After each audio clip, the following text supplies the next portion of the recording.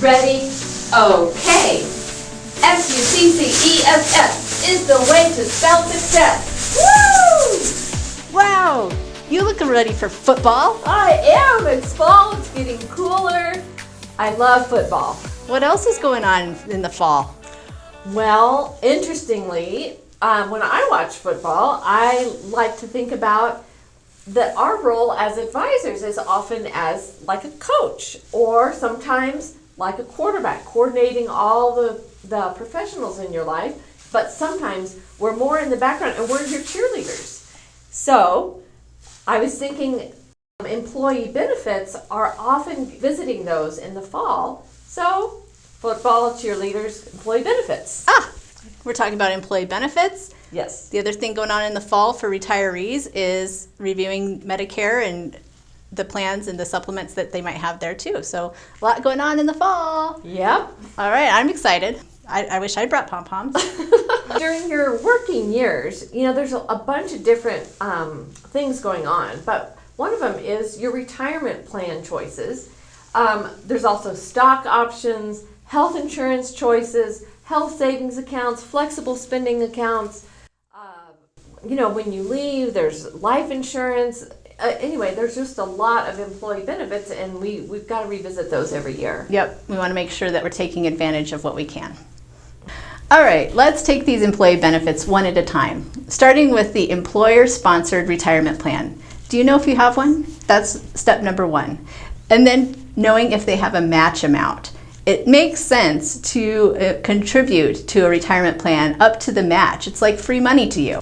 And then there's the question of, do you want to contribute to the traditional 401k, or do they have a Roth 401k option? And this can be a question of, what's your tax situation going to be like for this year? Whether to contribute to the traditional 401k or the Roth 401k. Again, something that we help clients with all the time to answer these questions. And can you contribute more than the match? You can contribute up to a maximum amount every year, either between your Roth or your traditional, and that changes year to year as well. Okay, so I can see if it's a high income year, you might want to contribute like up to that max amount, not just up to the... Maybe, but I like having Roth money at retirement. So it's really a question of what your goals are. Okay, good. All right, the next thing we talked about was all these stock options. There's employee stock where you're compensated with stock. There's also stock options where you have the option to buy stock in the company at a certain price. There's incentive stock options and non-qualified stock options, and they're taxed slightly differently.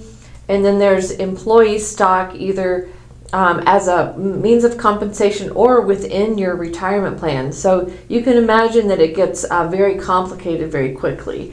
So if you have any of those as a benefit, please let us know so we can make sure that you're maximizing the benefit that you've got there.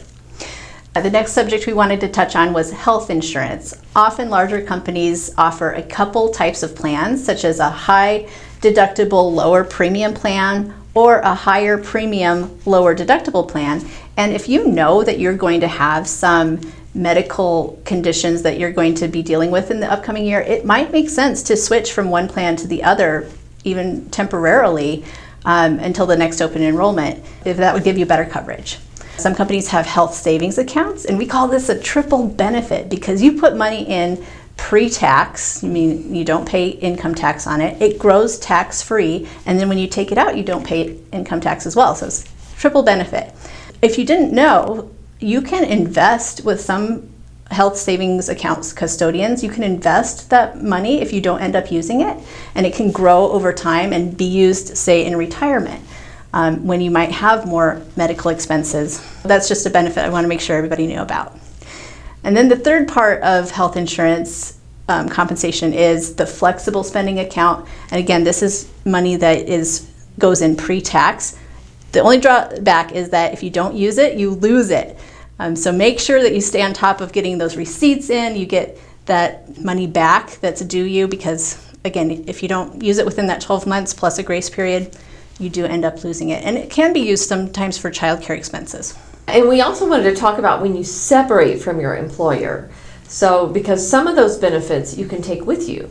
But you don't want to just blindly take them all with you. Some of them are a good deal and some of them are not. Depends on your situation. So some of the things that you can take with you might be some health insurance coverage. So through COBRA. So you want to just weigh whether COBRA is a better deal or maybe just accessing through the healthcare exchange. Life insurance is another benefit that you can take with you. Sometimes it's a good deal and sometimes not that such a good deal. Sometimes not an option. You just want to weigh that carefully too. Yeah, that's a good point. When it comes to life insurance, often the coverage that an employer offers isn't enough for your household needs, and you're always at the risk of potentially leaving that employer and needing life insurance. So having a standalone policy that isn't tied to your employer can be a good idea to stick with you if you happen to end up leaving that employer.